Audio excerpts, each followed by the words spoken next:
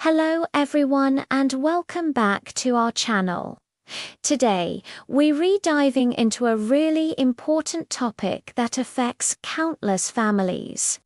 Parental responsibility and what it truly means to raise a child, especially when parents are separated.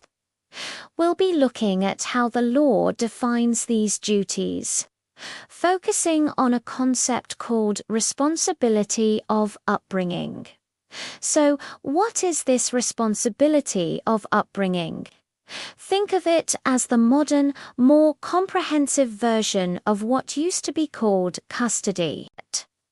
A major legal reform in 2007 expanded this idea significantly, according to the law. Specifically, Article 358 of the Organic Law for the Protection of Children and Adolescents. This responsibility is a shared, equal, and undeniable duty of both parents.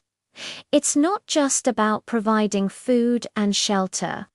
It covers the duty and right to love, raise, train, educate, watch over, maintain, and support your children materially, morally, and emotionally. This is a huge deal because it makes the emotional and developmental needs of the child just as important as their physical needs. It's about loving them, understanding them, and being present in their lives. The law also emphasizes the right to use appropriate corrective measures, but it strictly prohibits any form of physical punishment, psychological violence, or humiliating treatment.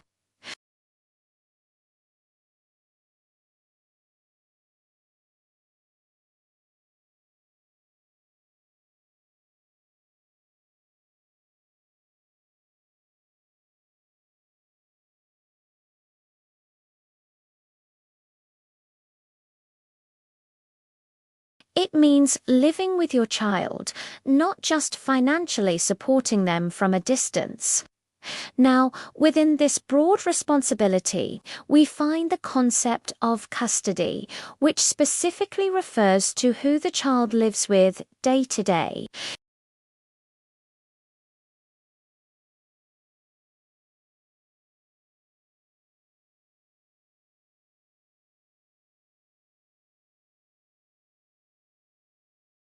This is when the child lives with only one parent. The other parent, however, still holds all the other aspects of the responsibility of upbringing.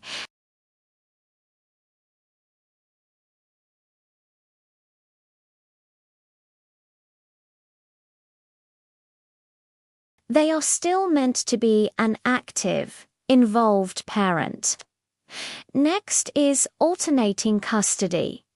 In this model, each parent has the child for a specific period of time.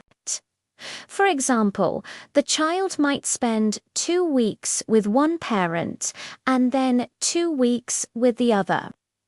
During the time one parent has custody, the other still has their parental responsibilities and visitation rights. Finally, we have joint or shared custody. This is where both parents maintain responsibility and authority for the child's care and control, almost as if they were still living together. The parent with whom the child is residing at any given moment makes the day-to-day decisions, but major life choices are made together. Shared custody itself can be arranged in different ways. It could mean splitting time equally between both homes, or it might involve a more flexible arrangement where one parent has a primary residence, but the other has very open and unlimited access to the child. Of course, shared custody arrangements come with their own set of benefits and challenges. On the difficult side, society sometimes views it as impractical. Psychologically, some worry that constantly changing homes could affect a child's emotional stability.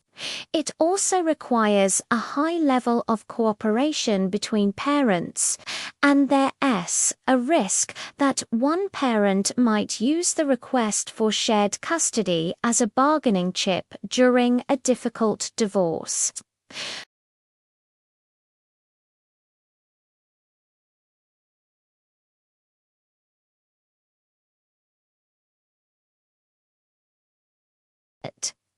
Studies have shown it can lead to better school performance and stronger emotional bonds. Children learn positive models for co-parenting, which can help them form healthier relationships as adults.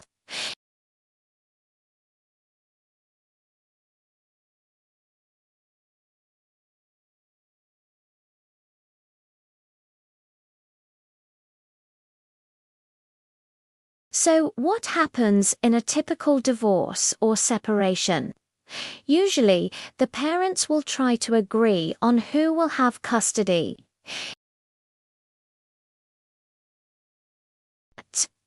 The law used to have a strong preference for mothers, especially for children under 7.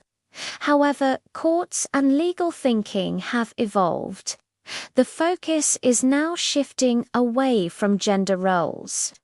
The modern interpretation is that preference should be given to the parent who has been the primary caregiver, the one fulfilling the nurturing role, regardless of whether that person is the mother or the father. This aligns with constitutional principles of equality. After all, a father can be just as loving.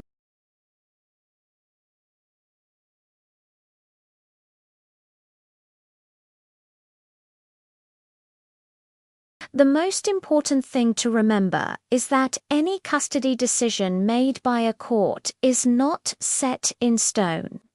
A child's best interests can change over time. As the child grows and circumstances evolve, custody arrangements can and should be modified.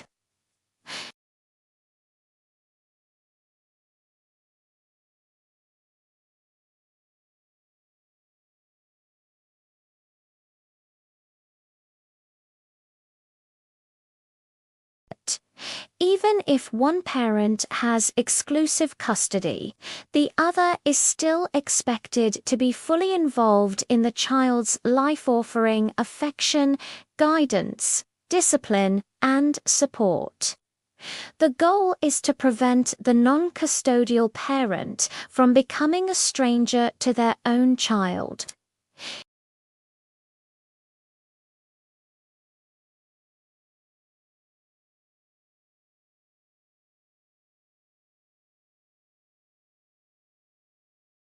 The parent with daily custody handles the day-to-day routines like meals, homework, and bedtime. And as children get older, their own opinions should be taken into account for certain decisions. This shared exercise of responsibility applies to everything, including the right to correct the child's behavior, which belongs to both parents.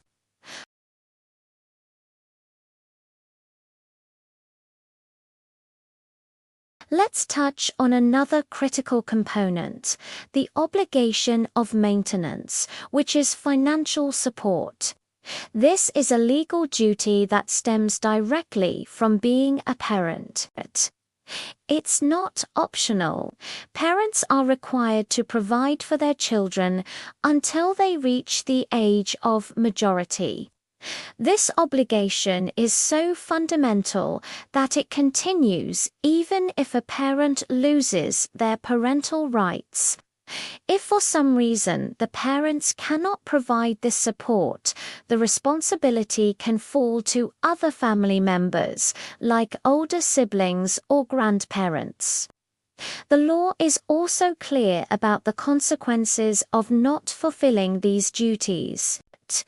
The responsibility of upbringing can be reviewed and modified by a judge at any time, always prioritizing the child's best interest.